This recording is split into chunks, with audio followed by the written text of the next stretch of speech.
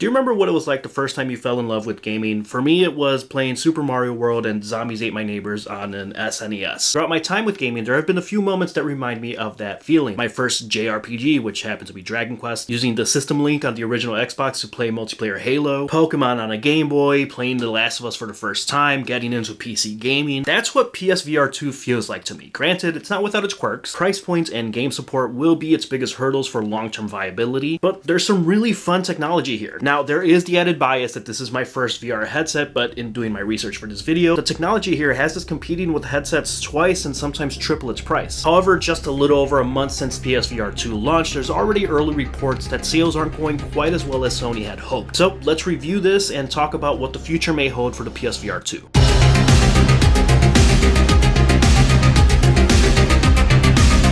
Danny with the DMGT here, your new favorite place for all things music, gaming, and tech. Out of the gate, the PSVR 2 is a massive improvement over the PSVR 1. Even if we're just talking about the setup alone, it's a single USB-C cable that connects to your PS5. The control design here is much better suited for VR rather than the much opposed motion controls. Ergonomically, they feel pretty good in the hand. The button and joystick placement feels good, although it's likely to be a pretty snug fit if you have bigger hands. It's sort of the nature of a Japanese company designing wearable tech. The battery life on these aren't super long. It only lasts about 4 hours. It hasn't really been a problem for me, but if you find yourself in a situation where you're sharing the headset, then that's something you're gonna have to consider. The wrist strap, so you don't throw your controller during gameplay, adjusts pretty easily, although I do have some slight concerns with the plastic potentially wearing down over time. Luckily, PlayStation did think of this, so if down the line you do need to replace it, they come off pretty easily and you can just swap them out. The only slight downside that I found is that you can't use the controls if you have them plugged into your PS5. It's not a huge deal, but if you happen to find yourself in a slightly tighter space like I am here with my office and playing on your desk, then you can't really plug and play at the same time. Still, the IR sensors that uses the cameras on your headset tracks pretty well, the controllers feel pretty good, and I'm overall really happy with the controls. Moving on to the headset itself, one of the biggest surprises that I had is just how lightweight it feels in your hand and on your head. Over a longer period of time, if you're playing for more than an hour, hour and a half, you do start feeling it a little bit, but I imagine by that point you're wrapping up your gaming session, and I personally haven't done more than, say, an hour, 2 hour at a time at most. The rubber cushioning feels pretty comfortable. There's multiple layers here, so once you get to a deeper layer, it is a little bit tighter, but it's still going to be pretty comfortable wearing for most people. It does a pretty good job of blocking out light when you do have the headset on, and while it's not 100% coverage, it's still very good, and once you're in game, it's only like the extreme peripherals and you don't really notice that. PlayStation does include these specialized headphones that you can plug in, and it's got these rubberized inserts so you can leave the earbuds plugged in, which is just a quality of life improvement to keep things stored. When putting this on, to keep the display aligned to your eyes, it does recommend this angle right here, so the strap should wrap around towards the bottom half of your head. The head strap does stretch out pretty far, so I don't think anyone's really going to have a problem putting this on. You press this button to stretch and release to put it on, and then you twist to tighten to your head. On top of that, you can adjust the focal distance from your eyes and face, and it is a manual adjustment to the focal length once you have it on. There's a built-in microphone on the bottom side of the headset that is used when you're playing games, and a camera pass-through button that'll use the cameras on the front to let you see your surroundings in case you lose your positioning. If you prefer headphones over earbuds, the logistics can get a little bit tricky depending on the cabling, but it does work. As for the actual use of the VR, it looks really good. The OLED displays are really nice. Image quality is actually pretty sharp, and I haven't really noticed that much screen door effect depending on the game. Some games will perform better than others. The foveated rendering is what's really helping optimize the 90 to 120 Hz display, but when it's implemented well, the screen recording that you're seeing here just doesn't do it justice. It looks really nice and sharp. On top of that, because this is a high refresh 4K OLED display, you can still view and play standard 2D content. It effectively looks like a projector, and I'm not saying get a PSVR 2 over a proper high-end OLED TV, but this is technically an option if you wanted to test out some of the more higher-end outputs that the PS5 can support. One of my favorite features of this PSVR 2, however, is the eye tracking. I can't really describe how well this actually works. The first time I encountered this in the Horizon Call of the Mountain demo, it took me a second to realize that it was my eyes actually selecting the menu items. It works really well. Of course, it'll depend on the game that you're playing and developer support to see how well this implementation can go, because beyond that, in like a couple of games, the biggest appeal right now is that foveated rendering for optimized performance. Alright, so what about the games and the gaming experience itself? I've downloaded all the demos available, but I've primarily been playing 3 games: NFL Pro Era, Pavlov, and No Man's Sky. Let's start with No Man's Sky. This was the first time that I really got into this game, and my initial impression was overall very good. It just felt cool to jump in a spaceship and feel like you're out in space and flying your ship around. However, as you'll notice online with a lot of Reddit threads, after a while, eye fatigue starts setting in, and it's because it's not the sharpest game currently on PSVR 2. I'm hoping that future updates of this will resolve it, but that initial impression of really enjoying my time in space really started dying down a little bit when I was starting to notice that eye fatigue. The Horizon Call of the Mountain demo, on the other hand, works really well. I will admit I haven't committed to the full game game just yet, but the hand tracking, movement, combat, eye tracking, even just as a technical demo of sorts of what the PSVR 2 can do, it is currently one of its biggest selling points. The hand motion to use the bow and arrow feels nice and tight. Aiming that I think also uses a little bit of the eye tracking works pretty well. Of course, there's a lot of climbing that feels pretty immersive, but it's one of those things that I'm showing the game recording and it just does not do this game justice with how well it actually looks with the headset on. Once again, that foveated rendering is really the highlight there. And then for the games that require a little bit more space, a little bit more movement,